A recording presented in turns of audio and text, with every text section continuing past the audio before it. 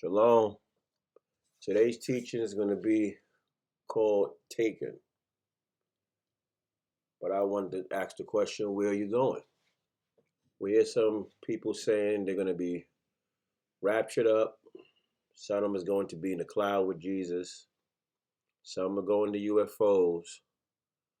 Some are going to chariots with horses with flaming tails. So let's see, according to scripture, what's going to happen to those that are going to be taken. Psalm 78:2. I will open my mouth in a parable. I will utter dark sayings of old. So this is how he's going to talk to his people. In order to get the understanding of those parables, we go to Isaiah 28:9-10. Whom shall he teach knowledge, and whom shall he make to understand doctrine? Them that are weaned from the milk and drawn from the breast. For precept must be upon precept, precept upon precept, line upon line, here a little and there a little. So we have to use precepts in order to unravel these parables that he's speaking to us. Psalms 119, verse 4 and verse 104. Thou hast commanded us to keep thy precepts diligently. So it's a commandment. He's not asking you. It's a requirement. Verse 104. Through thy precepts I get understanding. Therefore I hate every false way. So if it's not using precepts, it's a false way. Isaiah 34:16. Seek ye out of the book of the Spirit of God and read. No one of these shall fail. None shall want her mate. For my mouth it have commanded, and his spirit it have gathered them. So when they go to other books, or what they say in this contradiction in this book, they're committing blasphemy, and they're going to take you to another false way. 2 Peter 1:20-21. Knowing is first, that no prophecy of the scripture is of any private interpretation. For the prophecy came not in old time by the will of man, female or male, but holy men of God spake as they were moved by the Holy Ghost, by the separated body. So these are not ordinary men. These are men with the separated bodies of the Spirit inside them. Ecclesiastes 12:12. And further by these, my son, be admonished. Of making many books there is no end, and much study is a weariness of the flesh. So we're going to start off the teaching today with Matthew 24:40-41. Then shall two be in the field, the one shall be taken and the other left. Two women shall be grinding at the mill, the one shall be taken and the other left. So we're going to see what happens to the ones that are taken, and we're also going to show the ones that are left, what will happen to them as well. As usual, the spiritual meanings are on the bottom of the slides. Second address, 13:1-3. And it came to pass after 7 days I dreamed a dream by night, and lo, there arose a wind from the sea, that it moved all the waves thereof. And I beheld, and lo, that man, male or female, waxed strong with the thousands of heaven. And when he turned his countenance to look, all the things trembled that were seen under him.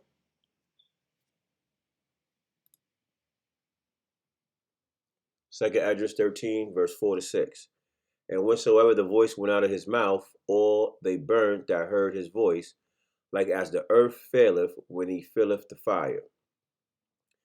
And after this I beheld, and lo, there were gathered together a multitude of men out of number from the four winds of the heaven, to subdue the man that came out of the sea. But I beheld, and lo, he had graved himself a great mountain and flew up upon it. So subdue means to conquer, bring under, or humble. So they went to fight against them. Second address, chapter 13, verse 7-9.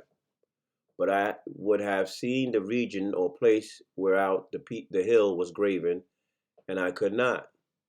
And after this I beheld, and lo, all they which were gathered together to subdue him were so afraid, and yes, do fight. And lo, as he saw the violence of the multitude that came, he neither lifted up his hand, nor held sword, nor any instrument of war. So the sword is a weapon of war. Divide the doctrine of truth. War, conflict, battle, strife, struggle.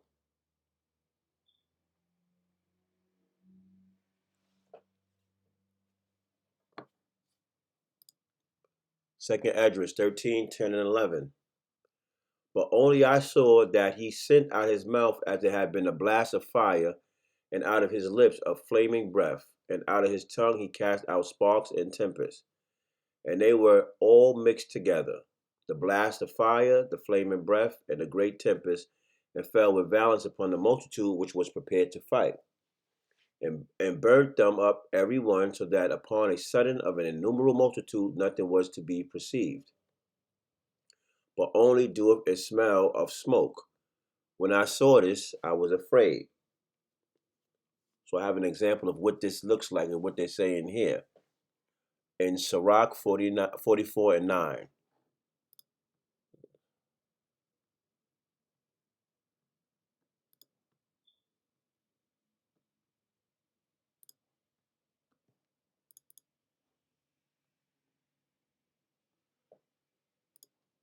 And some there be which, let me see if I can highlight it. Sorry. I can't highlight it. I can do it like this.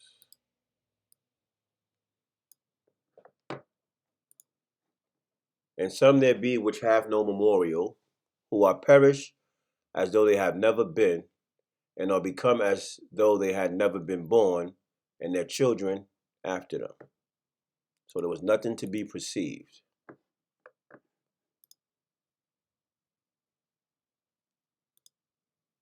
Second address 13, 12 to 14.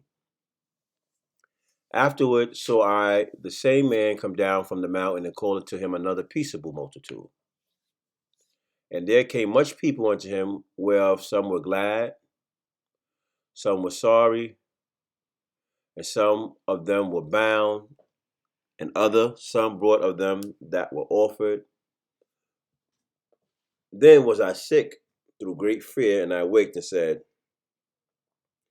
Thou hast showed thy servant these wonders from the beginning, and hast counted me worthy that thou shouldest receive my prayer. His prayer, his petition, and his request.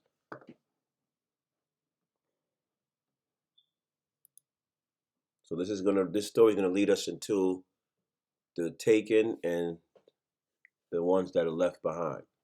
Second address, chapter 13, verse 15 and 17.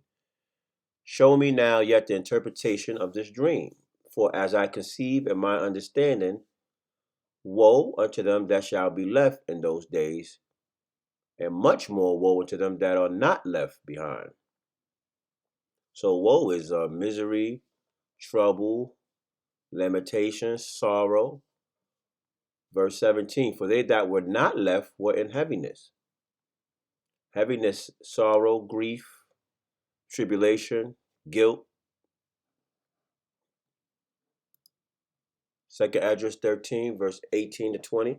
Now understand I the things that are laid up in the latter days, which shall happen unto them and to those that are left behind.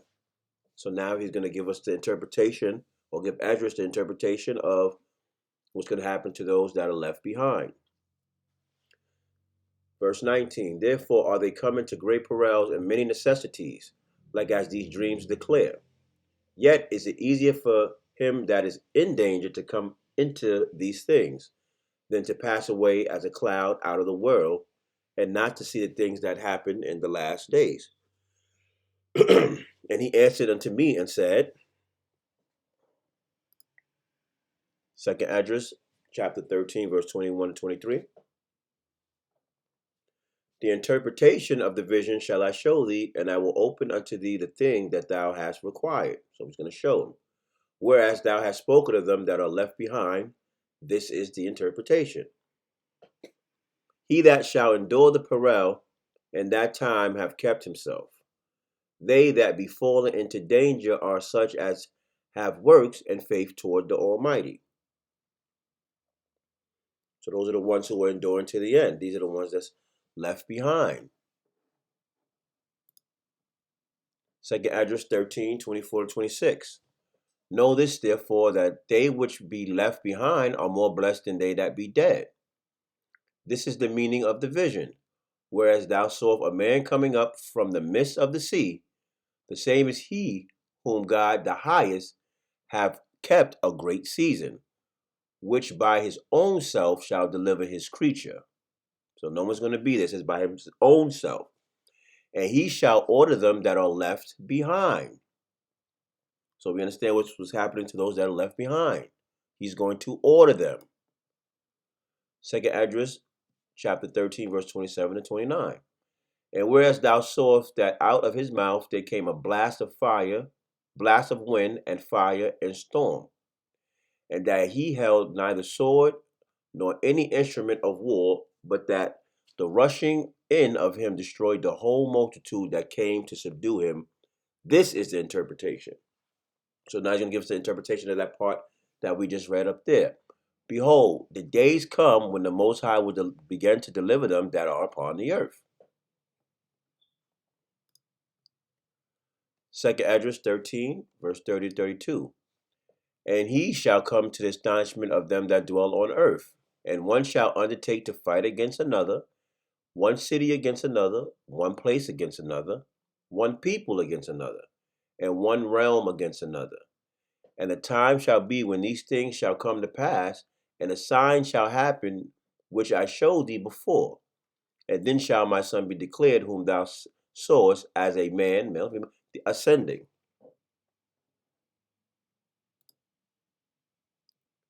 Second Address, chapter 13, verse 33 and 35.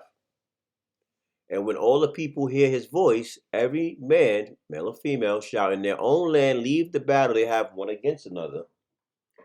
And an innumerable multitude shall be gathered together as thou sawest them, willing to come and to overcome him by fighting. But he shall stand upon the top of the Mount Zion. Second Address, chapter 13, verse 36 to 39. And Zion shall come and shall be showed to all men, being prepared and builded, like as thou sawest the hill graven without hands. And this, my son, my servant, shall rebuke the wicked inventions of those nations, which for their wicked life are fallen into the tempest, and shall lay before them their evil thoughts, and the torments wherewith they shall begin to be tormented, which are like unto a flame. And he shall destroy them without labor, by the way which is like unto him. You got it. So we have to labor. We got to put that work in.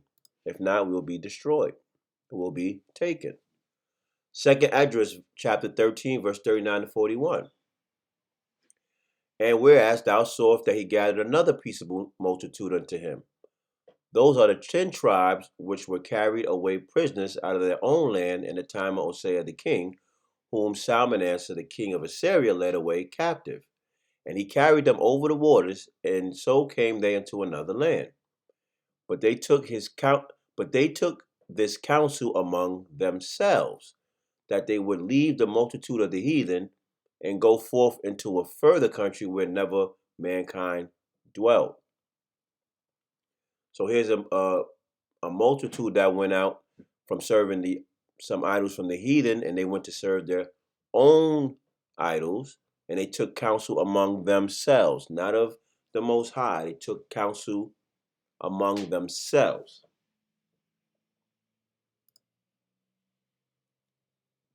That they might, Second Address, chapter 13, verse 42 to 45, that they might there keep their statutes which they never kept in their own land.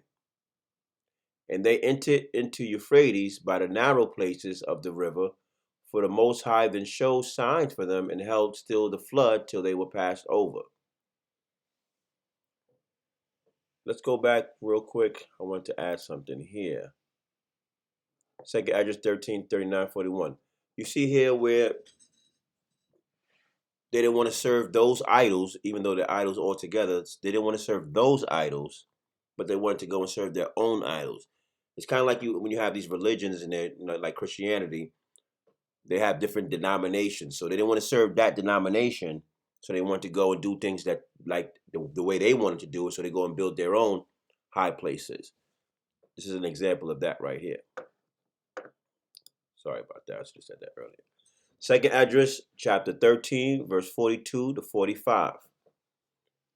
That they might keep their statutes, not the Most High statutes, their statutes which they never kept in their own land. And they entered into Euphrates by the narrow places of the river. For the Most High then showed signs for them, and held still the flood till they were passed over. For through that country there was a great way to go, namely of a year and a half. And the same region is called Arsareth.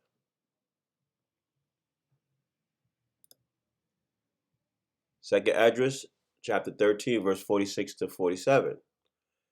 Then dwelt they there until the latter time, and now when they shall begin to come, the highest shall stay the springs of the stream again, that they may go through. Therefore sawest thou the multitude with peace. Second address, 13, 48 to 49.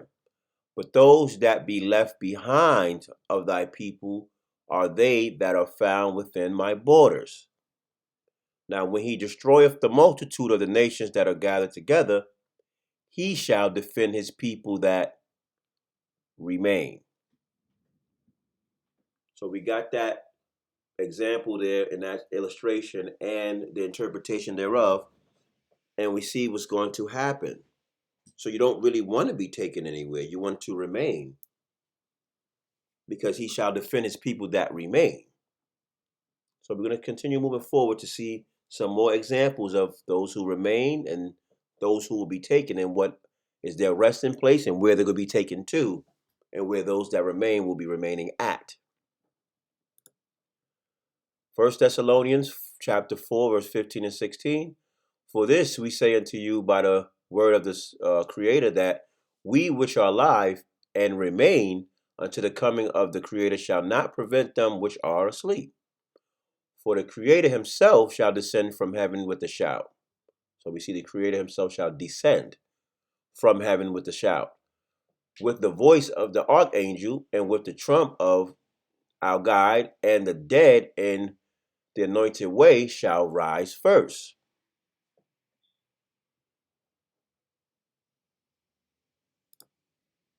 First Thessalonians 4:17. Then we which are alive and remain shall be caught up together with them in the clouds, the congregation, the members with the holy ones, to meet the Creator in the air. And so shall we ever be with the Creator. So we're going to meet him in the air. Let's see. Let's go to the patio. I know it's there. Let me put it on so it can get a little larger for you. Let me go down. Air, stewardship, heaven, spirit, wind, breath, ether, wind, firmament, the breath of life.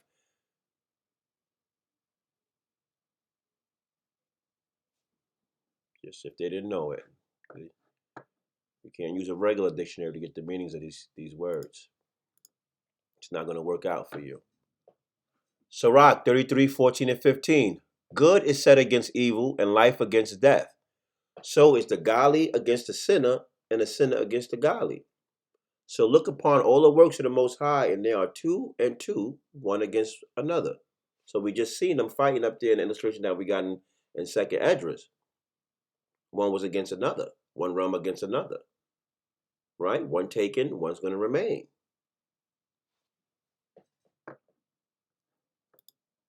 Sirach 35 and 18. For the Creator will not be slack, neither will the mighty be patient toward them, till he has smitten and sundered the loins of the unmerciful, and repaid vengeance to the heathen, till he have taken away the multitude of the proud, and broken the scepter of the unrighteous. So we see the multitude, right? So he's going to take away the multitude of the proud. Taken. They're not going to remain. Matthew chapter 13, verse 24 to 26. Another parable put he forth unto them, saying, The kingdom of heaven is likened unto a man, male or female, which soweth good seed in his field. But while men slept, his enemy came and sowed tares among the wheat, and went his way. But when the blade was sprung up and brought forth fruit, then appeared the tares also, the thorns, the brambles. Matthew chapter 13, verse 27-29. So the servants of the householder came and said unto him, Sir, did not thou sow good seed in thy field? From whence then have it tares?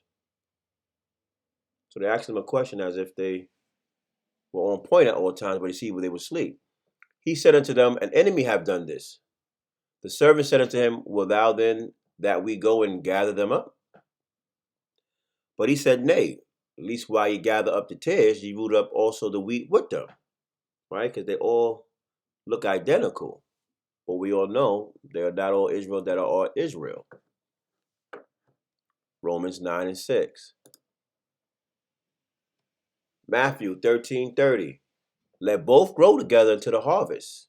And in the time of harvest, I will say to the reapers, Gather ye together first the tares, and bind them in bundles to burn them, but gather the wheat into my barn. So there you see, one is going to be taken, and one will remain in the barn. So the other one's going to be bind and put in bundles and taken to the fire. Matthew chapter 3, verse 10. And now also the axe is laid into the root of the trees. Therefore every tree which bringeth not forth good fruit is hewn down and cast into the fire. It's going to be taken. John 15:1-2. I am the true vine, and my Father is the husbandman. Every branch in me that beareth not fruit, he taketh away. And every branch that beareth fruit, he purges it, that it might bring forth more fruit. So it says the one is going to be taken away, that beareth not good fruit. So those are not doing good works, the sinners, the evil, they're going to be taken away. The multitude of the proud. 2nd Esdras 7:1-2.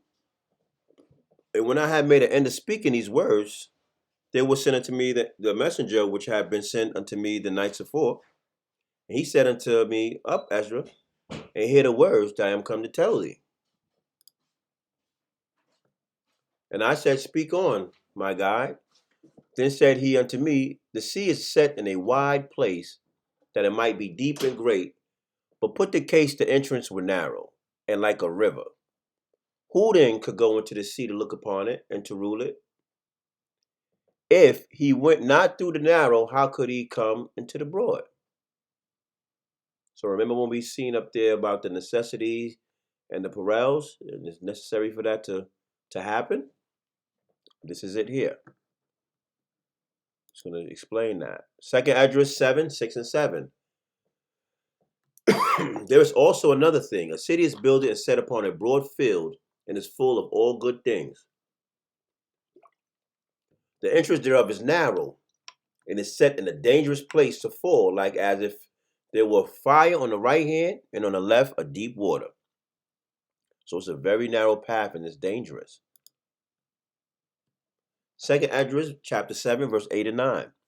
And one only path between them both, even between the fire and the water, so small that there could but one man, male or female, go there at once. If this city now were given into a man for inhabitants, it shall never, if he never shall pass the danger set before it, how shall he receive this inheritance? Remember, we got to labor. Remember what happened to that other one that did not labor, was taken. We got to put that work in and show now we're dedicated to and have the same desires as the Most High for us to get into the kingdom, to his house. 2nd Esdras 7:10-12. And I said, It is so, Creator. Then said he unto me, Even so also is Israel's portion, Jehovah's servants, because for their sakes I made the world.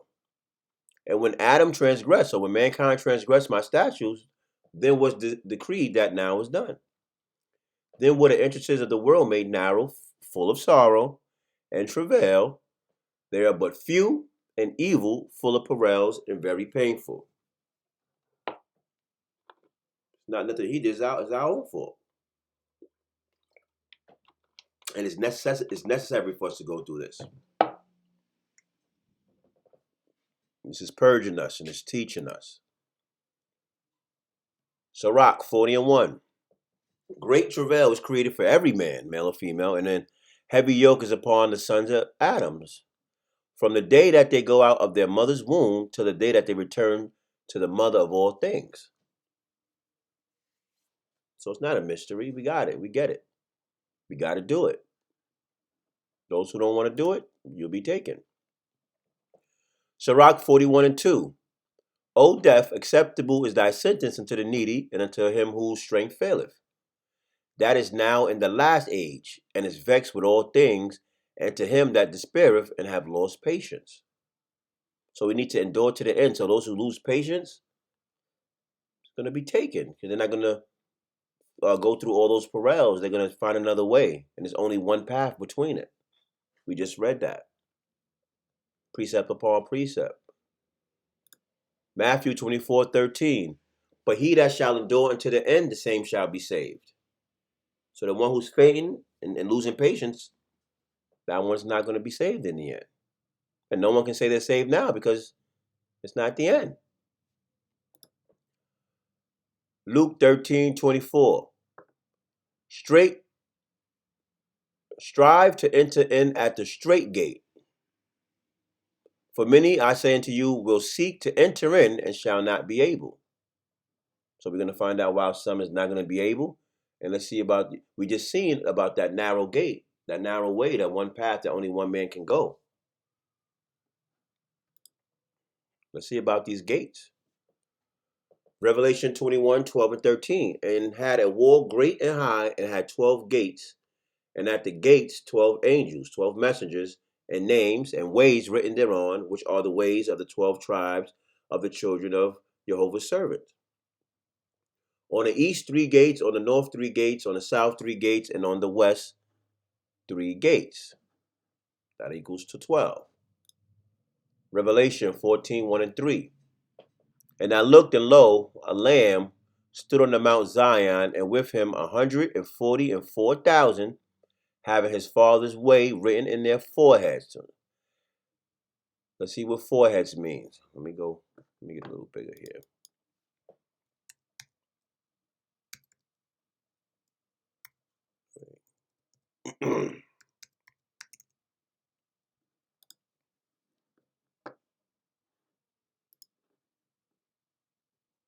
Foreheads, on their frontlets, on their mind. You can use those for here. And I heard a voice from heaven as the voice of many waters, and as the voice of a great thunder. And I heard the voice of harpers harping with their harps. So those are harpers, is the elders, and the voice speaking unity and singing.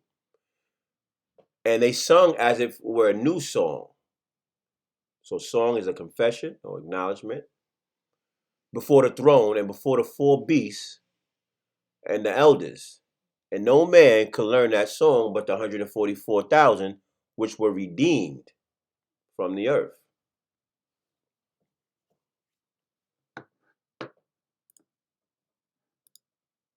Revelation chapter 14, verse 4 and 5.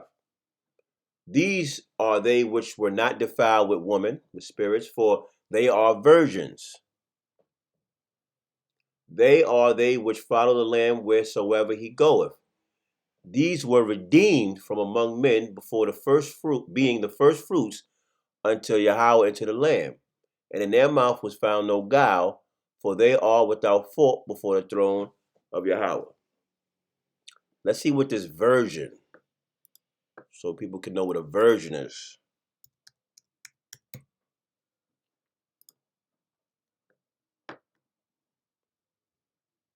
Is where, they get misconstrued on words, and then you got the immaculate conception theory doctrine. Virgin, not defiled, pure one, separated, young woman, or purity. That is what virgin means.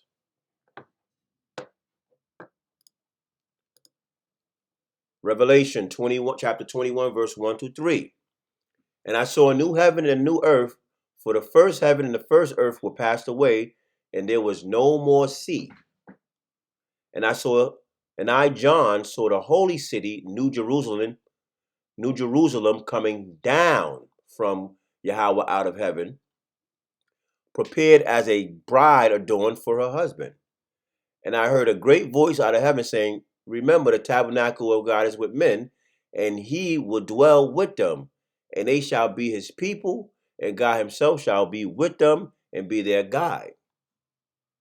So it's coming down for those who remain. So while you going up, the kingdom is the city's coming down.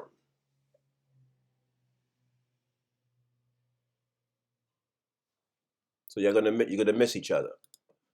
Revelations 21, 4 and 5. And God shall wipe away all tears from their eyes, and there shall be no more death, neither sorrow nor crying, neither shall there be any more pain, for the former things are passed away. And he that sat upon the throne said, remember, I make all things new. And he said unto me, write, for these words are true and faithful. He's going to make everything, I make all things new. Let's see what new means, according to the scriptures. New, familiar, renewed, flesh, revived.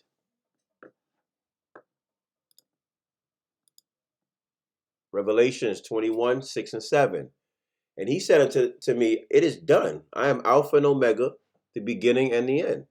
I will give unto him that is athirst of the fountain of the water of life freely. And he that overcometh shall inherit all things. And I will be his guide, and he shall be my servant. So the knowledge is free. Those who overcome, those who remain, shall get it. Luke 13:24. Strive to enter in at the strait gate, for many, I say unto you, will seek to enter in and shall not be able. Now let's take a look and see what happens to the taken ones. These won't enter in the gates. As we wind it down. 2 Peter 2 and 12. But these, the ones that'll be taken, but these as natural brute beasts made to be taken and destroyed speak evil of the things that they understand not, and shall utterly perish in their own corruption. So we see they're going to be taken and destroyed. Hosea 4, 1 and 2. Hear the word of the Spirit of God, ye children of Jehovah's servants. For the Spirit of God have a controversy with the inhabitants of the land, because there is no truth, nor mercy, nor knowledge of our God in the land. By swearing and lying and killing and stealing and committing adultery, they break out, and lifestyle touches lifestyle. They're not separating themselves, are they? Hosea 4 and 3. Therefore shall the land mourn, and every one that dwelleth therein shall languish, with the beasts of the field and with the fowls of heaven, yea, the fish of the sea also shall be what? Taken away. Luke 13, 26 and 27. Then shall ye begin to say, we have eaten and drunk in thy presence, and thou hast taught in our streets. But he shall say, I tell you, I know you not whence ye are. Depart from me, all ye workers of iniquity. So depart from him, so you're going to be taken somewhere. Revelations chapter 19, verse 20. And the beast was taken, and with him, so there's more be taken with him, and with him the false prophets that wrought miracles before him, with which he deceived them that have received the mark of the beast, and them that worshipped his image. These both were cast alive into a lake of fire burning with brimstones. So these guys are taken. That didn't sound like what we seen in Revelations with the gates and the holy city Jerusalem coming down. That didn't look like that. This looks like it's going to be a lot of pain and suffering. Luke chapter 17, verse 34 and 36 to 36. I tell you, in that night there shall be two men in one bed. The one shall be taken, and the other shall be left. 2 women shall be grinding together, the one shall be taken, and the other left. 2 men shall be in the field, the one be taken, and the other left. Luke 13:28. There shall be weeping and gnashing of teeth when ye shall see Abraham and Isaac and Jacob and all the prophets in the kingdom of God, and you yourself thrust out, because you were taken. So while Abraham, Isaac, and Jacob and the prophets are in the kingdom, there's going to be people, I guess, in a UFO, on chariots, in the cloud. But we know that the flesh don't have power over the spirit, so they're going to be in the lake with fire and brimstone and burnt. And there will be gnashing of teeth, weeping. Let's read this again. Luke 13:28. There shall be weeping and gnashing of teeth when ye shall see Abraham and Isaac and Jacob and all the prophets in the kingdom of God, and you yourselves thrust out. So I hope we got a clear visual of what's going to happen to those who's going to be taken, what's going to be happening to those that remain. And I hope somebody got some edification and help them along their way and their journey. So until next time, I'd like to say, shalom.